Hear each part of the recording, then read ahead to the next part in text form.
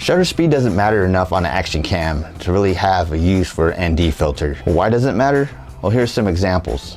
Now both of these were shot at 24 frames per second. One using the 180 shutter speed rule at 50 and the other at 120, well over the 180 rule. I just added motion blur to the second one. Setting it at 25 seemed to be the sweet spot.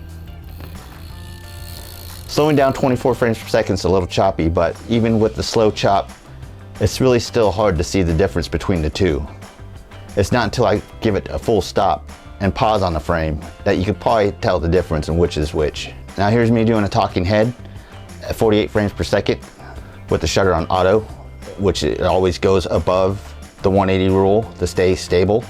I added a motion blur of about 50 on this shot. As you can see, I got smooth background blur, but it does not affect my talking head. But depending on what you want, between 30 and 50 seem all right for talking head, and 25 seems to be a good spot for a distance filming a steady shot. So as far as action cams are concerned, I don't believe an ND filter is absolutely necessary. I mean, you can always add the motion blur in post, and it looks very similar. It's really hard to tell the difference. And you don't have to worry about sacrificing stability, because when you try and stabilize in post sometimes, you get all this warpiness in the corners, and I'd rather offset that by adding motion blur instead of stability in post. These are just some of the conclusions I've came up with, but if I'm wrong, tell me down in the comments. And if you found this a little helpful, think about hitting that subscribe button as I test more things to come. And if you don't know by now, A was the answer that was well above the 180 rule. Other than that, thanks for watching.